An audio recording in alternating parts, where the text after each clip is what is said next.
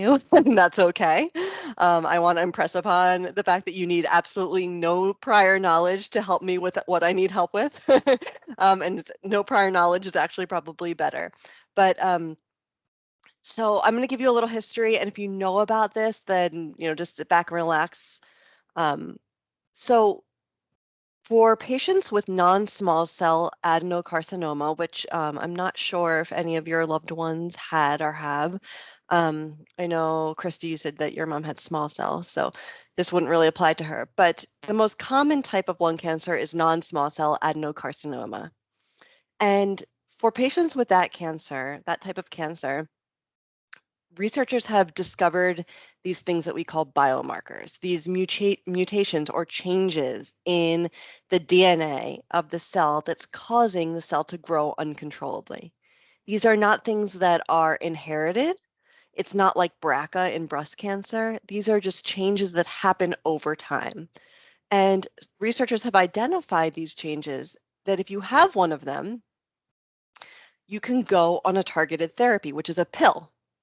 And it's a very special type of chemotherapy that targets exactly what's wrong in the DNA of the cell and what's causing it to grow instead of killing all of your normal and healthy cells like chemotherapy does. So it's what we kind of call precision medicine. It's much more targeted. And also, just to be complete, when you're talking about biomarkers, you're talking about these changes, these mutations in the cells. Sometimes they're not mutations, sometimes they're rearrangements, or a piece is missing, or it's translocated, or something like that, or sometimes it's just weird. But then there's one more component to that, which is that there's a protein called PDL1. And PDL1 is a protein that's on cells. And if you have a lot of it, you might respond better to immunotherapy. So what doctors do is they test to see your level of PDL1, and that helps them decide if you should go on immunotherapy or chemotherapy or a combination. Okay.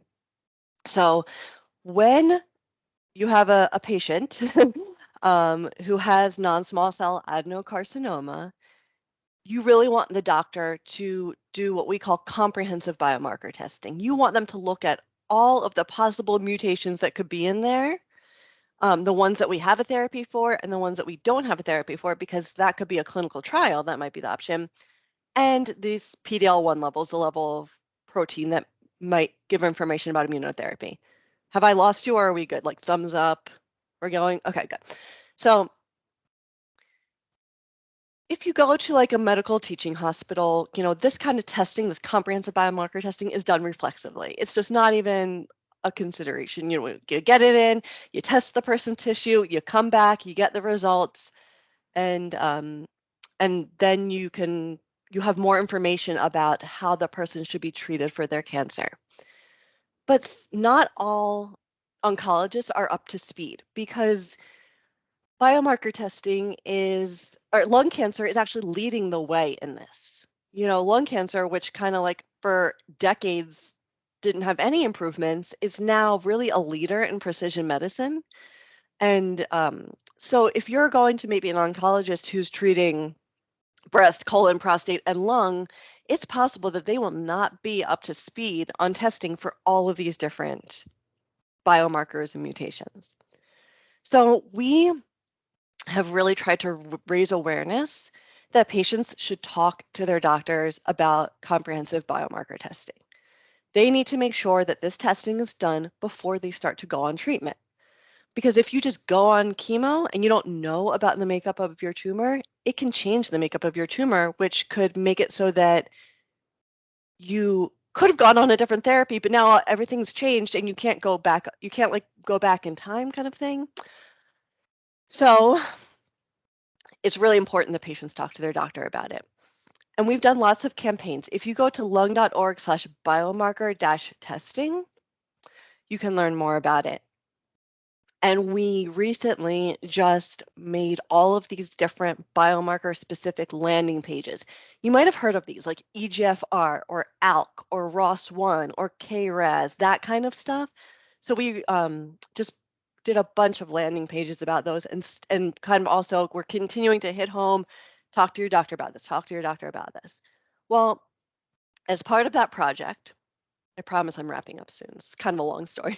As part of that project, we did this social listening on our Inspire site. We have an online support community. We have multiple on the Inspire site. And one of them is the lung cancer survivors one. And so we listened and we said, before we started this big biomarker project, I said, what do people want to know about? We want to make sure that we're actually like giving people what they want to know about. And through that, we discovered that there are a lot of caregivers on there that are lost. They do not know to advocate for this for their loved one. And sometimes their loved one is just either too sick to be the one researching, or that's just not, like my dad was like, I don't want to know anything. I don't think he ever typed in lung cancer to Google. He might be the only lung cancer patient on the face of the earth that has never Googled lung cancer, but his coping mechanism was like blinders. And so usually the caregiver or a child or something like that is, on Google trying to figure out what's going on. So not only that, there's logistical challenges, there's insurance coverage issues, there's interpreting the results, there's all of this stuff. And oftentimes the caregiver is the one that's kind of like wading through all that stuff. So we realized that we wanted to do a project kind of geared towards caregivers, to give them the tools to advocate on behalf of their loved ones about this type of testing. And then once they get this type of testing, to be able to figure out kind of the logistical stuff that happens with it. So that's why we're launching this project called Caring About Biomarker Testing. And the way the Lung Association works is that we don't just go in and waltz in and create a project and think we know everything that should be in the project. We always research first. And so we always go to the people that are our target audience. And that's some of you all. So even though maybe you're not in that target audience right now because either the ship has sailed or it wouldn't have applied anyway, you still have the knowledge of caring for someone and kind of helping them navigate the medical system. And for that, I need to rely on you. Not only you, I'm going to be doing a lot more, but I would appreciate your feedback. Do we have any questions before I go any farther? Okay, so my first question to you all is that, have you heard of this at all? Is this at all familiar to you? And if so, if you can kind of share your experience. Anyone can jump in. You can just take yourself off mute. Actually, with Michael's care, they did do the biomarker testing before they did his treatment. So many of the things you are talking about, Carly, were performed. Did I understand it at that time? It's like you said, Mike didn't want to get in the details. That was kind of my job as a champion, but I feel really fortunate that I had an oncologist who was in the leading edge at that time because Michael died 5 years ago. And he was able to do some immunotherapy. Part of his challenge is he had that bad handoff. And once you have a bad handoff and you take off their chemo treatment, which is their lifeline, then, good luck. It was a different journey. But yeah, we were exposed to that. It's very informative. I think this is a great opportunity. I think everything you are doing on this is spot on. Thank you so much. And so he probably did not have any molecular marker because he went on chemotherapy and immunotherapy, yes. Right? Okay. Yeah, exactly. But the thing that did happen is we got in a time delay with his immunotherapy. He should have actually been on it a lot earlier. And there was a delay within, one of the approval process with the UPS Foundation. We were not aware of it. So just a whole nother area as a caregiver that we can educate people how to guide.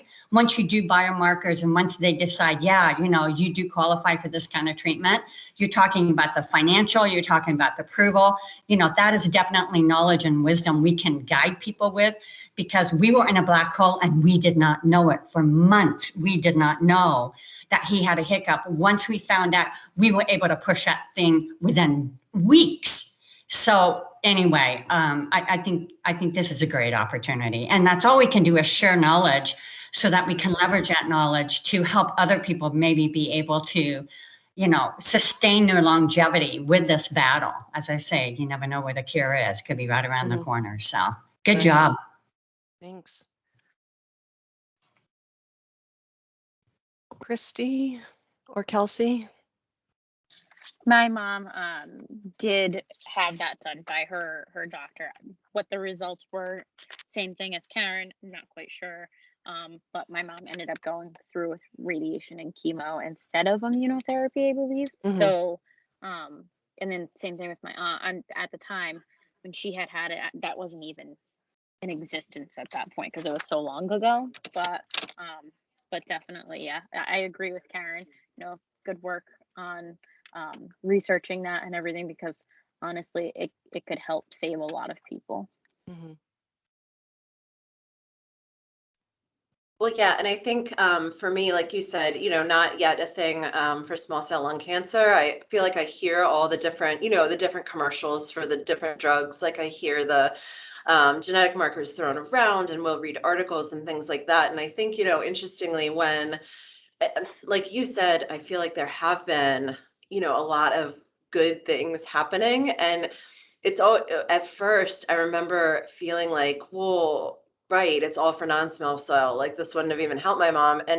But it can help so many people. And you have to believe that if it has indication with non-small cell, small cell is right around the corner. And, I think it's one of those things where I keep hoping that like they'll, start digging into small cell as well. And I have read a few things lately that seems to be happening, which is good. So yeah, I'm not certainly as familiar as the other ladies, but I'm so excited about it. It feels like such a huge deal, which is great. Yeah. It's, just so frustrating that a cancer patient wouldn't get the highest quality of care, which I know frustrates everyone. So, if let me think about how to say this. When messaging to a caregiver versus to a patient, do you think there's differences in how you should message about things, biomarker testing in particular, but it could be more general? As always, feel free to take yourself off mute and jump in. You could also raise your hand if you want, if that's easier. If you go up to the top, I think that you can see it. There's like a little icon with a person raising their hand, if that makes it easier for you. And Carly, repeat your question again, please. Do you think that there are differences in how we should be messaging to caregivers versus patients about biomarker testing, but also in general? I definitely think so. On my journey, and and with other people who have been on this journey too, I have been a caregiver for my mother who was battling another form of cancer. They don't even like to hear the word cancer. They don't even they're just a warrior. Tell me what I need to do so I can just get moving, And so the knowledge, if it's shared with a caregiver, and the caregiver is the one who's supposed to they're the champion. So they're supposed to create this environment, at least I did for Michael, I'll research that, let me do this, and I'll bring you up to speed. That allowed him to focus, and it sounds maybe quirky and maybe it doesn't. He just wanted to focus on being part of life. He didn't want to have his whole world consumed about talking about cancer. But for me, that was my focus. And so with that, yeah, I definitely think there is a valid point that the avenue of conversation needs to be with a caregiver. And part of my frustration is the oncologist, even when he'd always talk directly at Mike and not even look at me. And half the time, you could tell it was just going in one ear and out the other. And I'm just sitting there taking copious notes. And then if I wasn't even at one of Mike's meetings, because being in the corporate world, I couldn't attend everything. He would prescribe things for Mike, and Mike would just do what he said, come home, and then I'd have to deal with the wrath he had a side effect of something. And so the whole communication with the caregiver, I think, Carly, is extremely important, because I do the research, I guided Mike, and when he got into crisis, which he did a couple of times, it was because I was not in the loop. I was not able to say, okay, what's the side effect? If this happens, what do we do? If it happens at midnight, who do I call? How do I correct this? And so I completely say the caregiver, to me, the reason why I'm allocating my time on this is I think they are the key crux to being able to get this paradigm shift and to help these lung cancer patients. Because I think a lot of lung cancer patients just don't want to dive in the detail. Mike did not want to dive into the detail. So that's my story, and I'm sticking to it. Thank you. Thank you. Yeah, I agree with so much of that. I definitely agree that messaging, it's a good idea to have it different for both, because I think there's something, especially when a patient like doesn't want to know a lot. I think there's a great deal of fear there, which like for the caregiver, like we can shoulder that fear because we're not also the ones going through it. But for the patient to have to do it, I think that that's like cruel and unusual to to a certain extent. I think what I'll also say from my experience, when my like my dad obviously was my mom's like primary caregiver, but I never missed a doctor's appointment or a chemo appointment or a radiation appointment or anything. I was always there. And part of the reason for that was my dad was older. Like when my mom was diagnosed, she was 69. My dad was in his well in his 70s, maybe 77. And so like, and he was scared too. Like this is his partner. And so like he couldn't process, like there was just something happening in his brain that like he couldn't process what was happening. And I don't know if it was like fight or flight of just like trying to not hear. He also is a person who just thinks everything will be fine. So I think sometimes he probably didn't want to ask the questions or do the research or dig into it. So that, felt to me. And I think that, then it was like this, then I had to explain to him in one way and also to my mom, kind of in a different way. So that was just an interesting, I even think there's probably a different way, like generationally, to do messaging and decide, what that looks like. Yeah, absolutely. Kelsey, is there anything you wanted to add?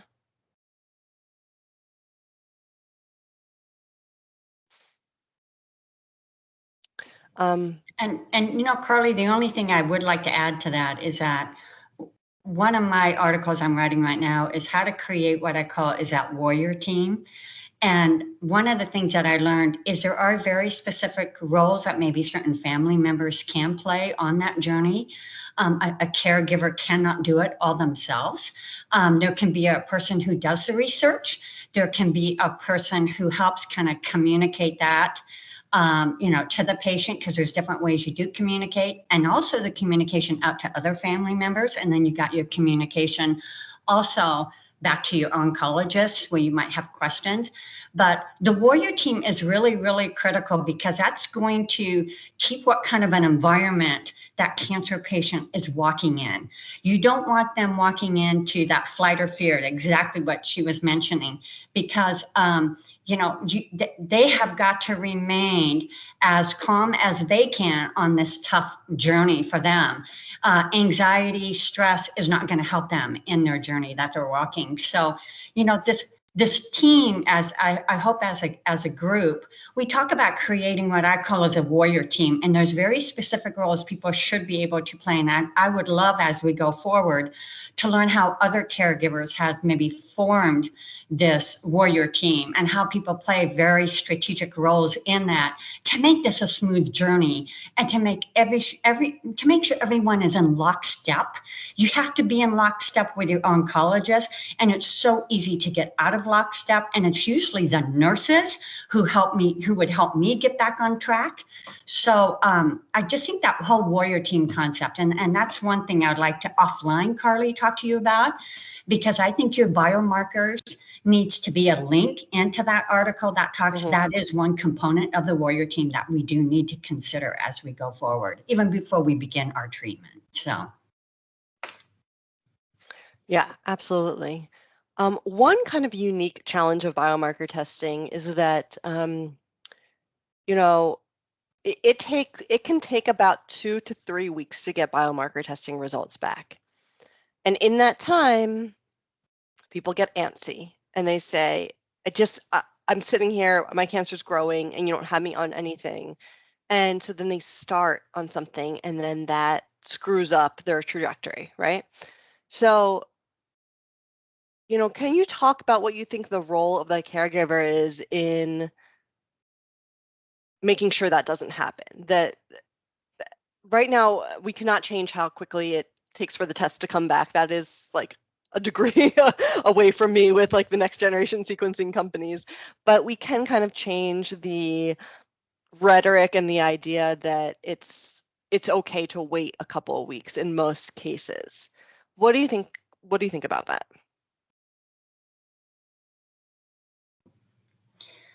My comment, I don't mean to steal the spotlight here, but I just wanted to say from my view, I think the most critical thing you just mentioned here was you said the biomarking testing has to be done before they begin their treatment. Mm-hmm. Because if they start their treatment and they get the results, things have already changed and can't impact the results. And Mm-hmm. so it's just like sitting down. The more knowledge you can articulate to a person for waiting, no one likes to wait. We are in a world where we want everything now. And part of that is making wrong decisions in that wait time. So I just think it needs, iCarly, the more knowledge you would be able to come to the table, and the most powerful one you said, if you don't wait and you act rationally, go into treatment, then if you get any kind of results from biomarker testing, you're not going to be able to use it to the powerful effect you could have used it. So I think the messaging is going to be really critical for that. And I found when I went to Michael and I could come in with facts, I could substantiate things. He would get whatever you think we need to do, hon. Whatever you think we need to do. And Good husband. always remember too, Mike and I did wait on his treatment for the results. We did wait too because we wanted to have our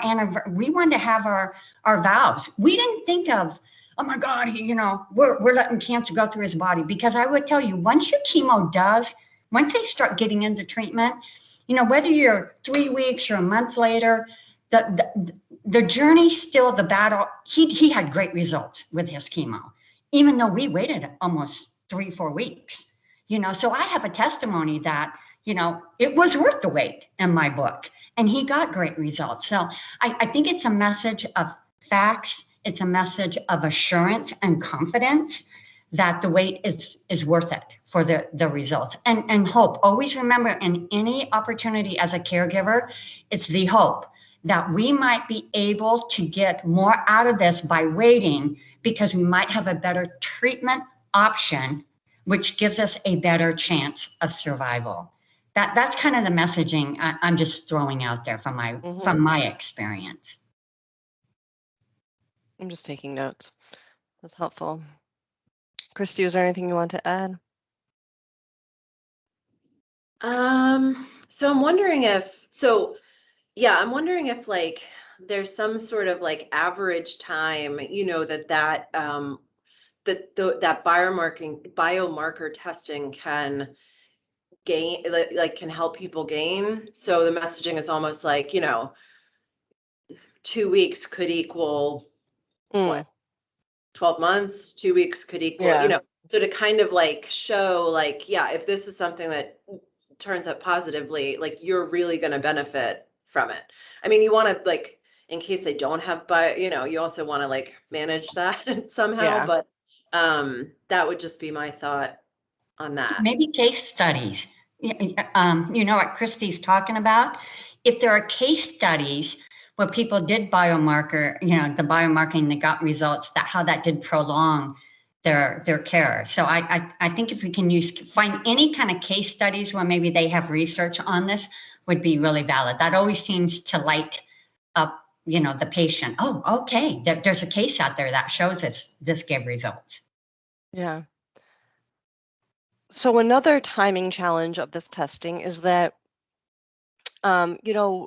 you want it done maybe like before you even know you have lung cancer, right? Because what happens is you go, you have something is wrong, whether it appeared, on a chest CT or a CAT scan or something like that, and then the doctor has to do a biopsy.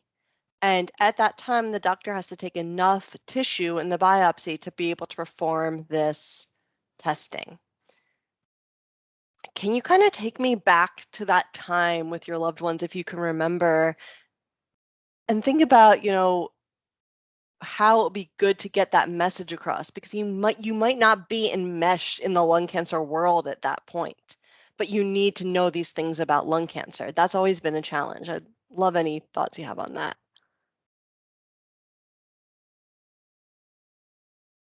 And I think that maybe Kelsey jumped off, so it's just the two of you. Well, I'm interestingly, back. I lost connection. Oh, sorry. Okay. You're fine. Totally jump in whenever you feel like you want to. Thank you. Do you want me to repeat the question, or are you gonna? If you don't mind repeating it. Okay, sure. So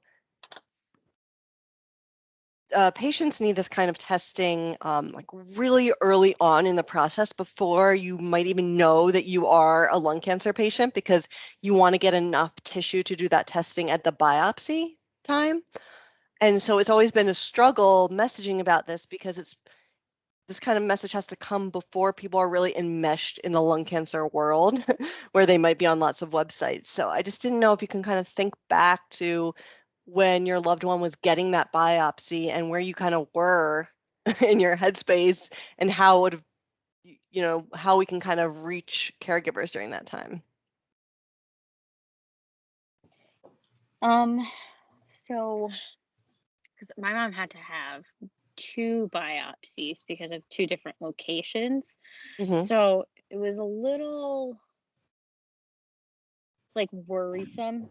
Like it was like, what if, and like, oh, like, well, why do they have to do it twice? Like it didn't feel like there was enough information knowing as to why it needed to be done twice. It's like it didn't feel like it felt like all the information was given to her. And granted, my mom does have her niece who is her power of attorney medically because she is a nurse. So it's like she knew the information, but like none of us as other caregivers for her, like my sister and my dad and I knew that like what to do or what to research or what to look for. So I feel like obviously unless you do your own research or ask questions, there's not really much information out there as to why these things are being done. Because I remember trying to ask, but it's like, they only allow so many people in the doctor's office. You ask a question and type of a thing. So I feel like it was just kind of a lot of hecticness and not enough information. Mm-hmm.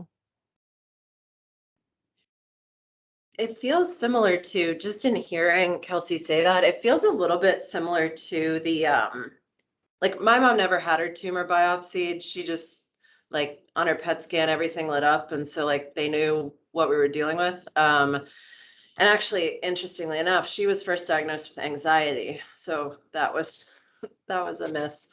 Yeah, But that's an understatement.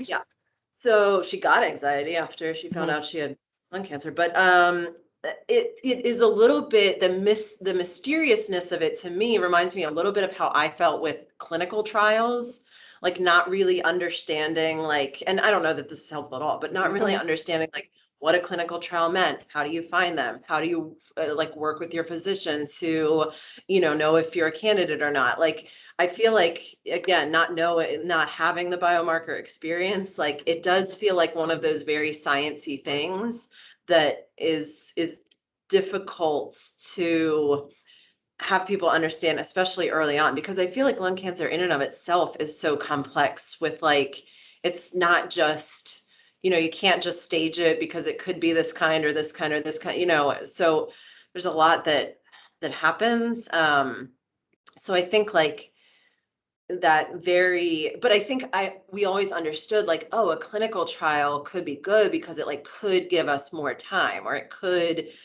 so maybe just that idea of like, this could help your journey be easier, better, longer, whatever it is, like really boiling it down and trying to be like as least sciencey as possible.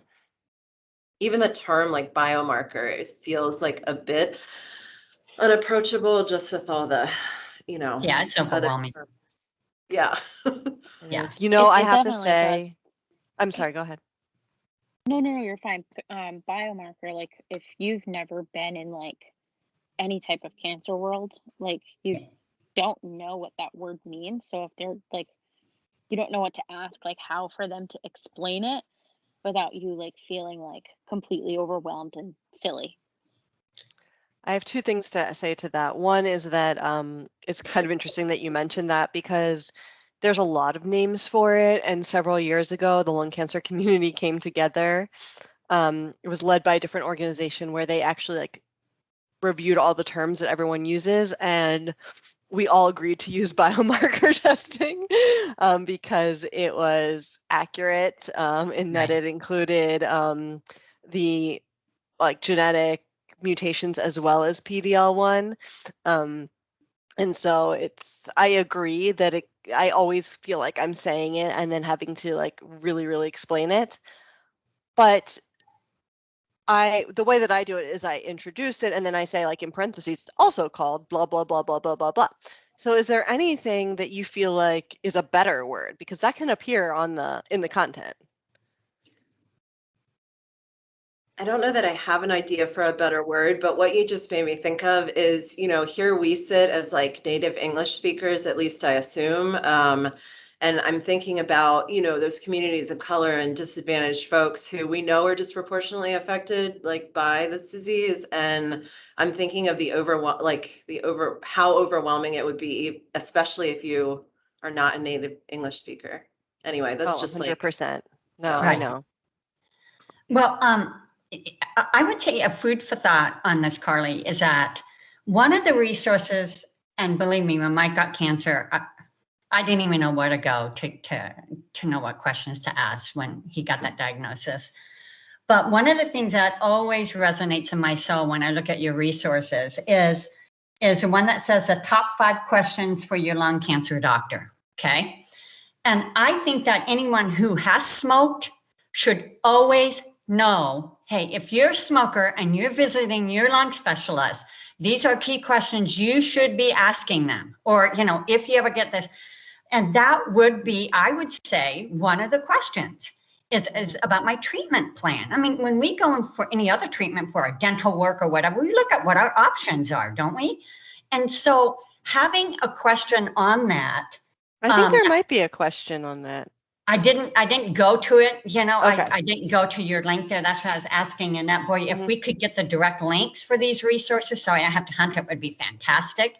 But I thought, if it is, then I've misstated on it. But I would say that's number one. And I will tell you, when you speak to an oncologist, if I found that when I was articulate with more correct words, you got their attention that you've been doing your homework.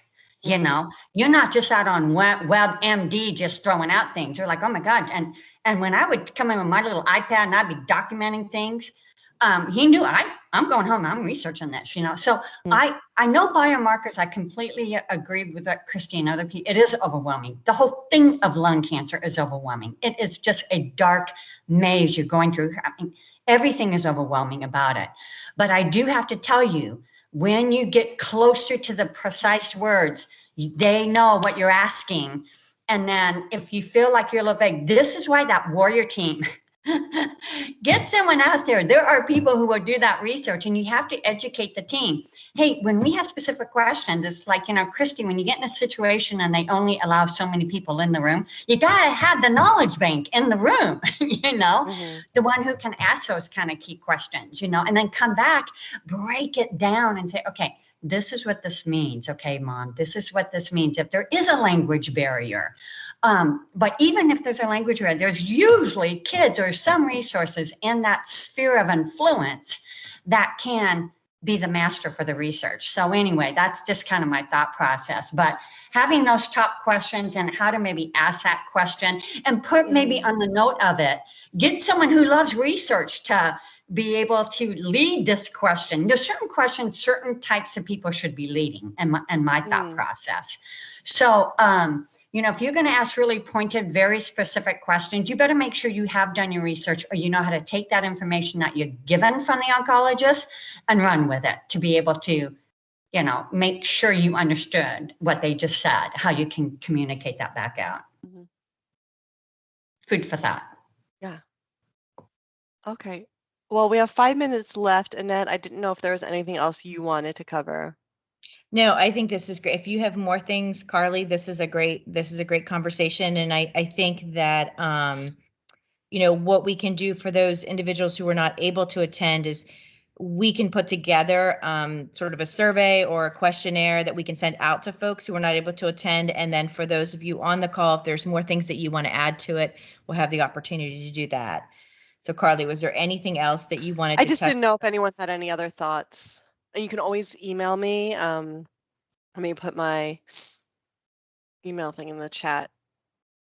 One thing that I think is so brilliant about this group, and thank you for you guys for your insights and sharing your positions, because this is how change happens. This is how you are motivating us and motivating organizations that are working in this space to do what's most appropriate, and it makes it more user friendly. I think, and Carly, I think I know the answer to this, but is biomarker testing only for lung cancer, or is it for other cancers? It's for other cancers too. So more of a general campaign, because what you said very well was that you need to know about this before, like this is in the very beginning when you get your diagnosis. So having more of a general conversation about what biomarker testing is for cancer patients. Like if it's some kind of universal, making sure that people get that language in their head and to think about their options. Yeah. The funny thing is I don't know if it's funny, but lung cancer, because it has more biomarkers than any of the other cancers, it has its own kind of unique problem of people having to keep up with it, whereas as much progress hasn't been made in the other cancers. So previously, so people we can just spot test for EGFR, ALK, and ROS1, easy peasy, lemon squeezy. We just do it in house, no big deal. Well, that doesn't work for lung cancer anymore because there's too many of them. You have to get bigger. But for other cancers, you can still do that kind of like in-house testing because we don't have as many biomarkers. So it's kind of like we've created our own problem by being too advanced. If that makes sense. Yeah. Great. So this is the exciting work, and most certainly we're very excited because this project just launched, and so you guys are really giving us from the ground up this conversation and really helping us guide this very important discussion. And so these are the types of things that we will communicate with you through emails and surveys and things like that. If there's an opportunity that Carly wants to reconvene another call, we'll put it out to folks as optional to attend. But this is the type of work, in addition to, I'm going to send out to the group after the call a list of our resources that we have for caregivers and our lung cancer resources. And we really would like your insights and your feedback of, wait, I think this should be added, or this, add this component to it, or make this a little bit more user friendly.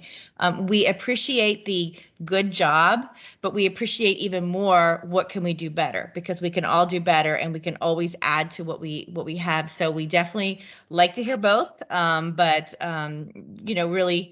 really do appreciate your insights, because this is going to help make this educational campaign and in general so much greater for all lung cancer caregivers. Carly, anyone else have any final notes before we sign off? And we will anticipate a email from me and Carly after this call, and this survey for answering any additional questions. The only comment, Annette, I think part of the care group would be really fantastic if we did have that one page of your resources with active links. Okay. Yes. That would be fantastic, because when I looked at page 8 and 9 and I saw all these things about reports, these questions, I want to be able to route someone over to the resources for the lung cancer that have the direct links, and then they don't have to hunt and peck on your website. So that would be very advantageous. Yeah, absolutely. So what I did do is we'll create that one pager, and we'll send that out. But yes, I think that absolutely we will send that around when we send it to the group. So Karen, any other thoughts or ideas that you have for our next connection? You know, I think our next connection, I would really want to get from the group what their goals and what their objectives are of being part of this advisory group. I think like some of the knowledge that we got today, the key is how do we get that knowledge out? How do we act on this information? How do we engage the community? How do we engage people with this advisory group? You know, how can we be that link of engagement? That's kind of my thoughts as I'd like to understand. We're all putting our time in here, what their goals and what they would like to see happen out of this group too. And how can we basically get that, I always call it the call, in my consulting world, call to action. Because you guys have such fantastic resources, and I just don't think we have enough call to action to get to those resources and to get that widespread engagement I really believe we need to get around lung cancer. So that's great. Just kind of my color on the whole thing. Absolutely. And one final question I want to ask you, Karen, and for the rest of the folks, I'm sorry to not bore you, but to keep you on the line. But did you have insurance issues when you talked about your hiccups? Were you denied? Were you postponed? What were your insurance components? Was that from your insurance company or from your doctors not getting pre-authorizations? Did you have any insurance complications? From my standpoint, we did not have any insurance complications. Okay. I think the only time we had funding issues that came into play was when we were in that black hole for immunotherapy, getting the approval for that. From your insurance company? Yes. And there was a whole process that the oncologist and his nurse team, his whole administrative team was trying to forge through. And had they come to us, we could have, Mike was able to maneuver that very, very quickly with his company. Okay. So that was the only setback, and it was a huge setback. I think it was a missed opportunity for Mike, a huge missed opportunity. That was the only time we had it. Okay, that was the one. Because the several times we've talked, I slapped myself, because normally that's the question that I bug people right out of the gate about their insurance component, and that was the one piece that I want. So that was on the fault of the doctor's office per se, of not initiating that dialogue and that approval process of getting the treatment started sooner than later. Where they fell short was they failed to let Michael know they were having blockades in being able to get the approval. We didn't find out until months later. So when we put it in back in February, and we were sitting now in May, and we said, what? Would you put this back in February? So they were in the background trying to maneuver this funding maze, and we had no idea that was going on. And we did not know that this was all being put on hold because they didn't know how to maneuver it.